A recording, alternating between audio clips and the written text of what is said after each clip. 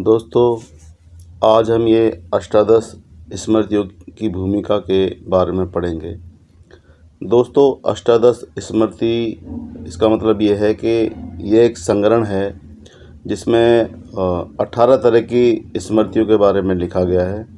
18 अलग अलग तरह की किताबें हैं जिसको मिलाकर एक अष्टादश स्मृति बनाई गई है। तो दोस्तों, पहले ये स्मृतियाँ अलग अलग हुआ करती थी और आज भी आपको अलग अलग मिल जाएंगी, लेकिन ये एक संग्रह बनाकर इन्होंने इसको संगठित किया हुआ है। तो दोस्तों, इसकी जो भूमिका है वो समाज में क्या रही है, आज हम इसका विश्लेषण करेंगे। तो दोस्तों, ये शुरू करते हैं हम। दोस्तों, ये वीडियो शुरू करने से पहले हम अपना ये डिस्क्लेमर देख लेते हैं।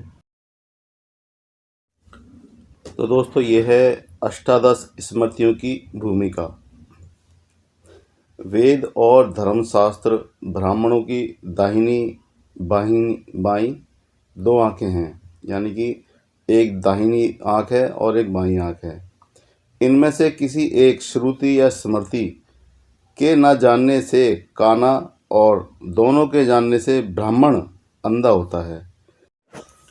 दोस्तों, ब्राह्मणों को ये मतलब कि प्रेरित किया गया है कि श्रुति व स्मृति के ना जानने से काना और दोनों के ना जानने से ब्राह्मण अंधा होता है। दोस्तों, इन जितनी भी स्मृतियां हैं, जितने भी वेद पुराण हैं, इनके अंदर आपको जातिवाद कूट कूट कर भरा हुआ मिलेगा।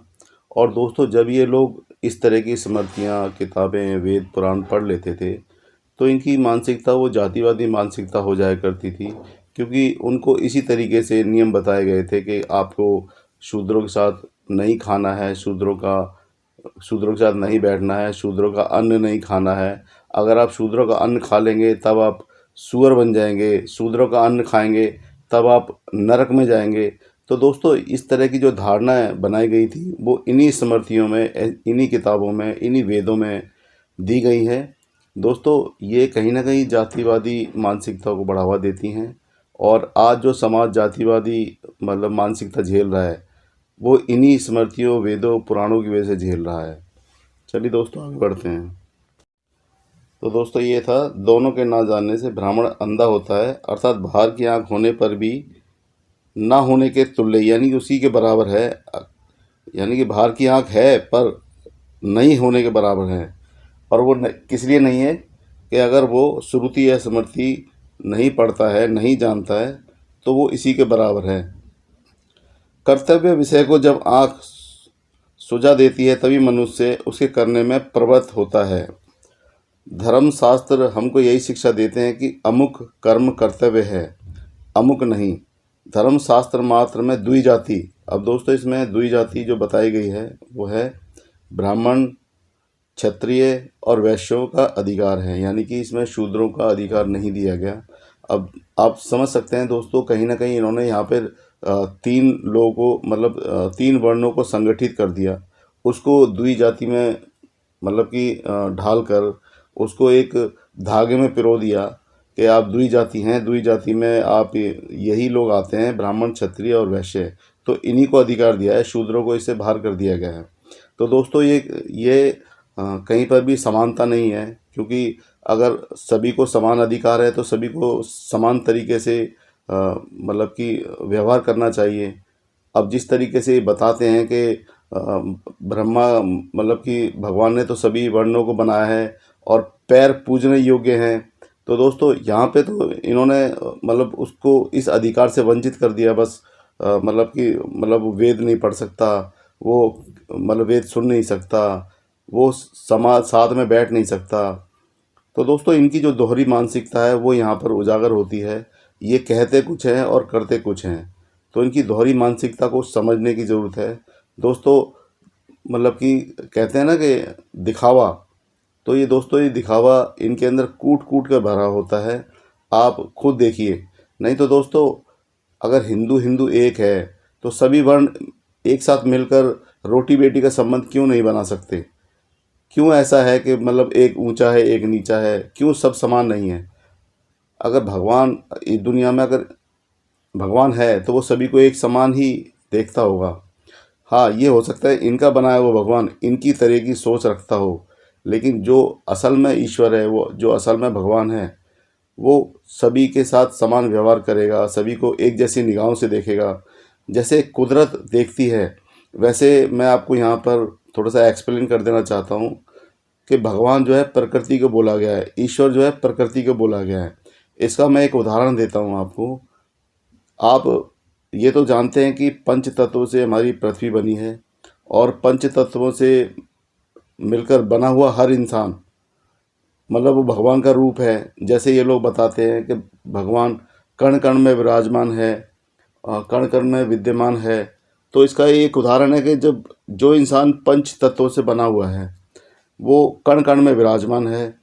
तो दोस्तों, आप इसको थोड़ा सा मैं इसका संधि विच्छेद कर रहा हूँ। भा से भूमि, गा से गगन, वा से वायु, आ से अग्नि और ना से नीर यानी पानी जल।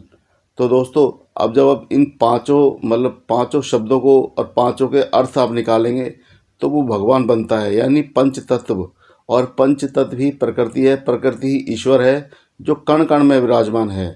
तो दोस्तों, इसको समझने की ज़रूरत है। हमको भटकाया जाता है, हमको भगवान दिखाए जाते हैं किसी और तरीके से, टीवी के माध्यम से, कि ये प्रकट हो गए, ये इन्होंने भस्म कर दिया, इन्होंने वरदान दे दिया। लेकिन दोस्तों, असलियत में ये प्रकृति ही भगवान है, ये प्रकृति ईश्वर है। इसको समझने की ज़रूरत है। जिसको आप लोग मतलब देखते हैं वो सिर्फ कोरी कल्पना है, वो सिर्फ आपको टीवी पर दिखाया जाता है, आपको बहकाया जाता है जिससे कि आप बहुत दान दक्षिणा चढ़ावा चढ़ाएं और इन लोगों का भला हो। तो दोस्त, इस बात को समझ के इस बात को समझने की ज़रूरत है दोस्तों। ये लोग आपसे ही क्यों मांगते हैं, उस भगवान से भी तो मांग सकते हैं। वो डायरेक्ट भगवान से मांग कर ले सकते हैं।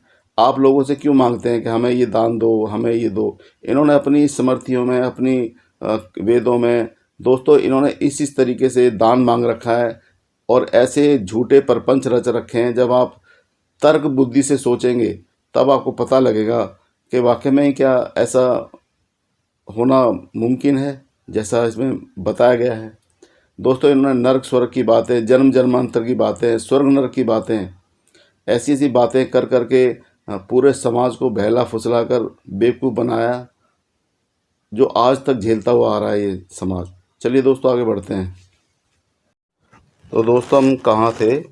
हम थे धर्मशास्त्र में दुई जाति अर्थात ब्राह्मण, क्षत्रिय और वैश्यों का अधिकार है।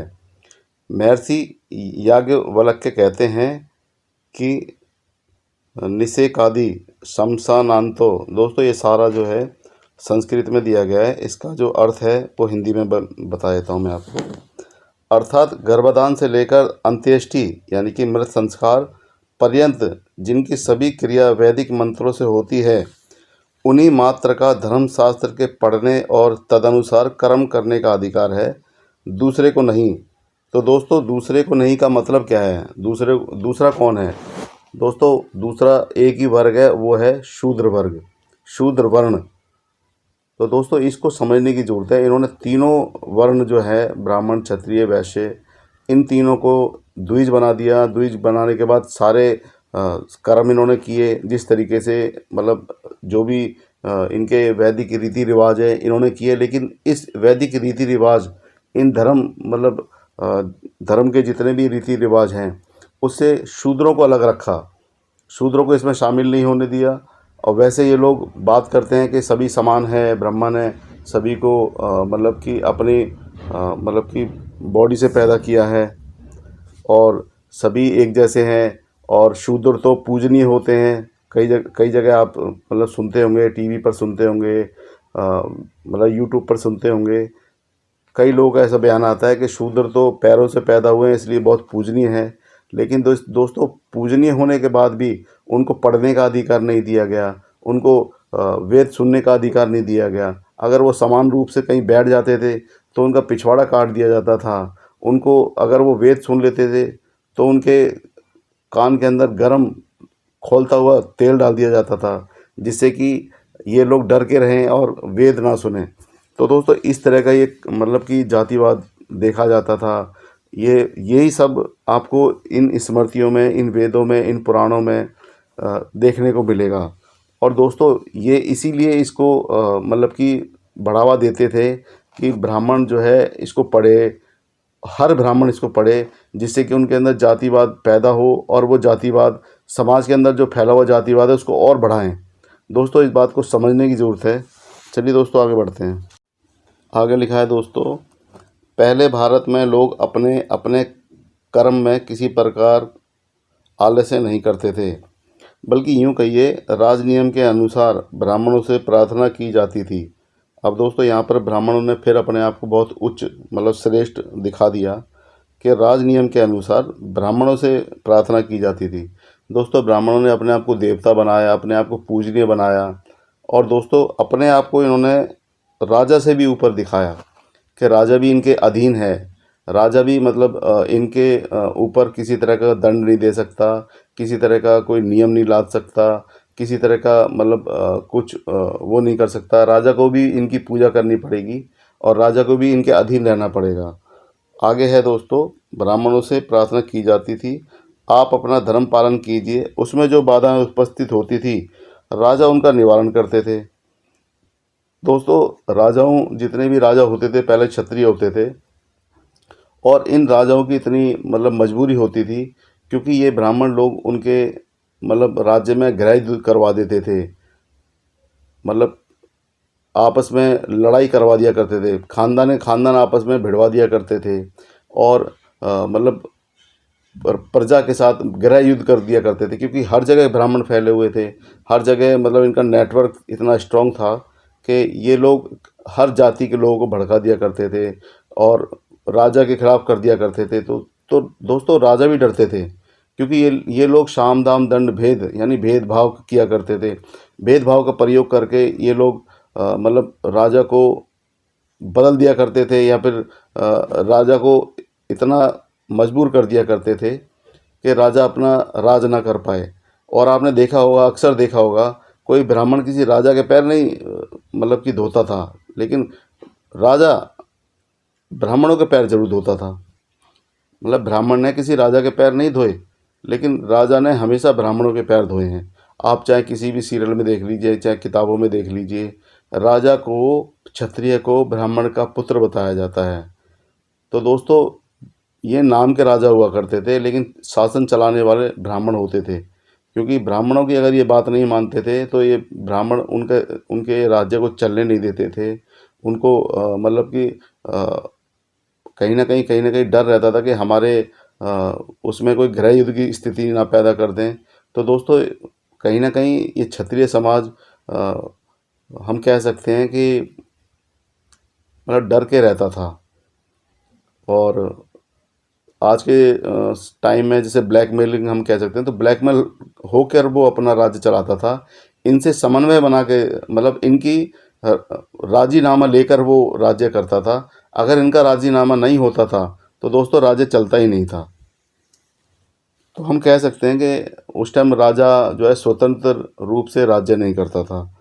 तो दोस्तों इनकी जो मतलब जो इनके नियम थे, इनके जो स्मृतियाँ थी, उसमें जो मेन स्मृति थी मनु स्मृति, उसके अनुसार मतलब ये सब राज्य चलाया करते थे। चलिए दोस्तों आगे बढ़ते हैं। भोजना इच्छा नादि की कोई चिंता नहीं थी, यानी भोजन की कोई चिंता नहीं थी, क्योंकि दोस्तों उस समय पे इनका इतना मतलब अंधविश्वास फैला हुआ था कि ब्राह्मण देवता, ब्राह्मण भगवान होते हैं, ब्राह्मण हर कोई इंसान इनको दान दक्षिणा चढ़ावा चढ़ाने में लगा रहता था। तो इनको भोजन की कोई किसी तरह की कोई कमी नहीं होती थी।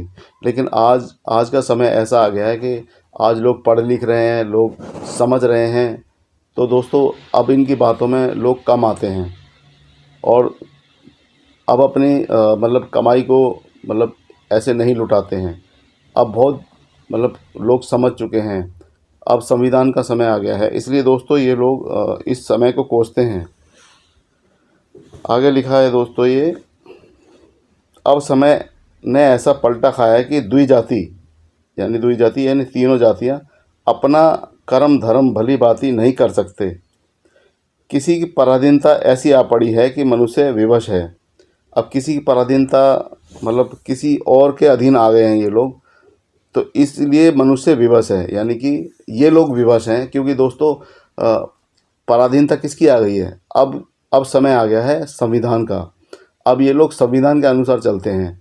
पहले मनुस्मृति के हिसाब से चलते थे तो इनका राज होता था, ये सबसे ऊपर होते थे, ये देवता माने जाते थे। लेकिन आज के समय में सबको बराबर कर दिया गया है। संविधान ने काफ़ी हद तक बदलाव कर दिया है। अभी हम इसको 100% बदलाव नहीं बोल सकते, लेकिन फिर भी हम कह सकते हैं कि 40-50% तक काफ़ी बदलाव आ चुका है, और ये भी इन लोगों को गवारा नहीं है। इसी कारण से ये लोग हिंदू राष्ट्र की मांग करते हैं और मनुस्मृति को लागू करने की बातें करते हैं।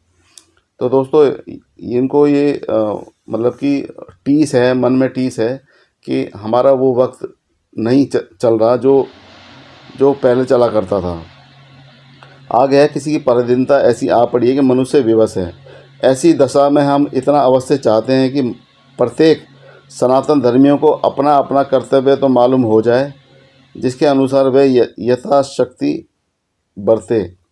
यानी कि दोस्तों अपना अपना कर्तव्य, तो इनका कर्तव्य क्या होता था? इनके वही कर्तव्य होते थे कि शूद्रों को बैठने मत दो, शूद्रों को अपने साथ मत बिठाओ, शूद्र को किसी तरह का ज्ञान मत दो। शूद्र यानी कि दोस्तों आज का ओबीसी। तो दोस्तों शूद्रों के साथ तो ये बहुत ही अनैतिक व्यवहार करते थे, बहुत ही अत्याचारी व्यवहार करते थे। आज ये लोग कुछ भी बोलते रहे, क्योंकि इनको पता है कि सबसे ज़्यादा संख्या ओबीसी समाज की है और हम सामने से टक्कर नहीं ले सकते।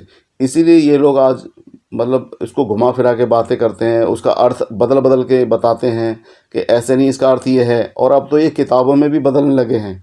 अभी अपनी पुरानी जितनी भी किताबें लिखी गई हैं, कितने वेद लिखे गए हैं, सबको बदलने में लगे हुए हैं, क्योंकि दोस्तों इनको डर है कहीं ओबीसी समाज समझ गया तो मतलब फिर हमें बचाने वाला इस धरती पर पैदा नहीं होगा, या फिर हमें यहाँ से छोड़कर भागना पड़ेगा।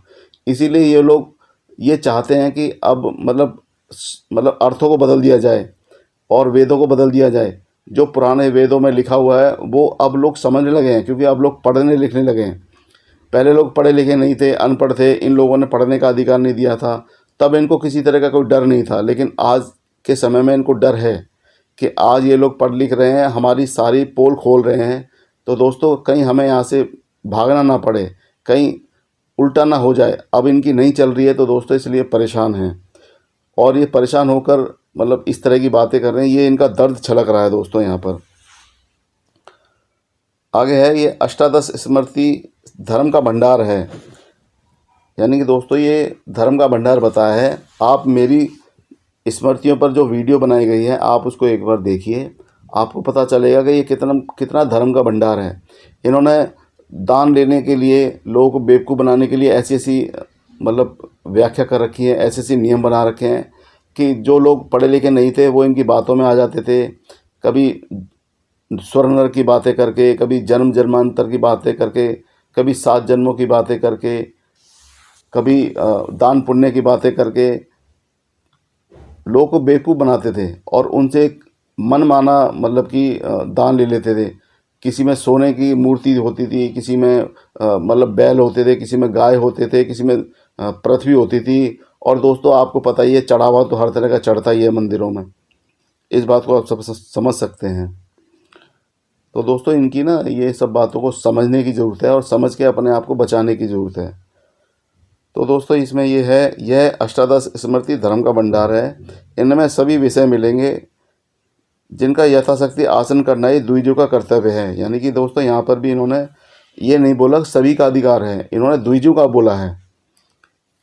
अब समझ सकते हैं ना दोस्तों, ये एक इशारा है, द्विज पढ़ लें, यानी कि शूद्र ना पढ़ें और द्विज पढ़ लें। द्विज मतलब ब्राह्मण, क्षत्रिय और वैश्य।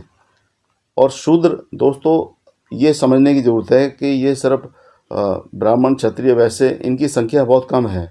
लेकिन अगर मैं बात करूँ शूद्र समाज की, तो इस देश में शूद्र समाज की संख्या 52% है, बाकी अछूत और आदिवासी है।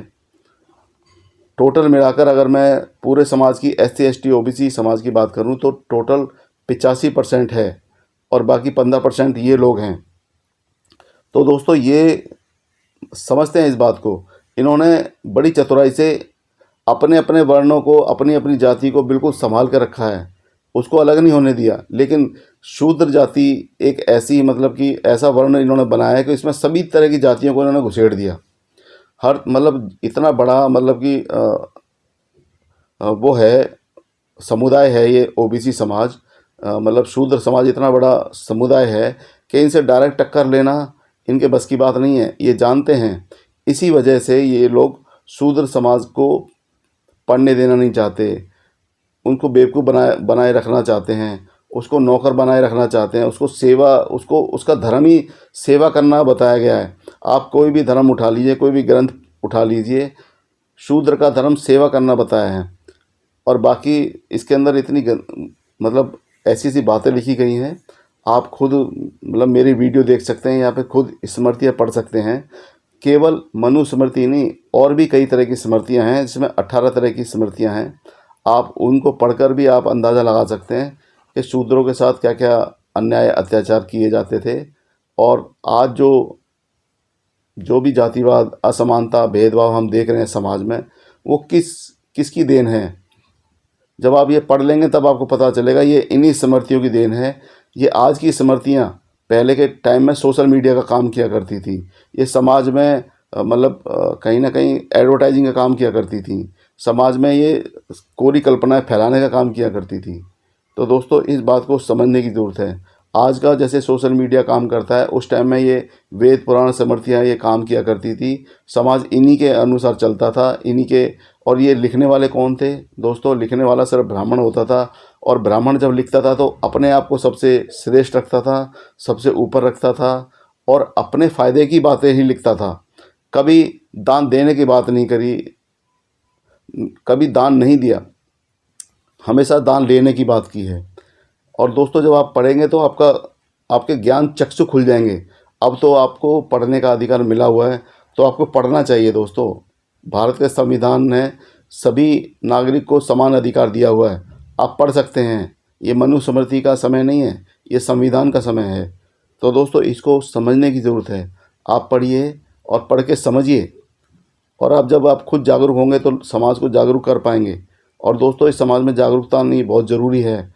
अब तक हज़ारों सालों से आप गुलाम बनकर जीते आए हैं, लेकिन अब समय आ गया कि आप इस देश के मूल निवासी हैं और यहाँ के मतलब सत्ताधारी लोग हैं। आप समझें इस बात को। आगे है दोस्तों, ये यथाशक्ति आचरण करना ही द्विजों का कर्तव्य है। कोई भी विषय इसका क्विट न रह जाए, इसलिए अपने मुरादाबाद निवासी पंडित श्याम सुंदर लाल त्रिपाठी जी से सरल उत्तम भाषा टीका करवाई है। आशा है कि प्रत्येक गृहस्थ इस अत्यंत उपयोगी धर्म ग्रंथ को लेकर स्वयं कर्तव्य पालन करेंगे। तो दोस्तों ये एक मैसेज था, कहीं ना कहीं द्वि जातियों को मैसेज था, और हमने ये मैसेज डिकोड कर दिया। मतलब कहीं ना कहीं ये चीज़ ब्राह्मण क्षत्रिय वैश्यों के लिए बताई गई है, शूद्रों के लिए नहीं है। लेकिन दोस्तों शूद्रों को भी पढ़नी चाहिए, जिससे कि शूद्र जागरूक हो सकें। चलिए दोस्तों, इसी के साथ मैं ये वीडियो यहीं पर समाप्त करता हूँ, और आप लोगों से सभी से विनती करता हूँ कि आप यह वीडियो ज़्यादा से ज़्यादा लोगों को शेयर करें, और हमारे चैनल जन जागरण को सब्सक्राइब करें, जिससे कि आपको दोस्तों नई नई वीडियो मिलती रहें और आप जागरूक होते रहें और लोगों को जागरूक करते रहें, जिससे हमारा समाज आगे बढ़े और आगे तरक्की करे।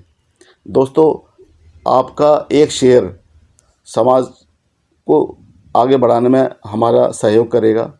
तो दोस्तों हम उम्मीद करते हैं कि आप हमारा सहयोग करेंगे और समाज को जागरूक करने में हमारा साथ देंगे। धन्यवाद दोस्तों।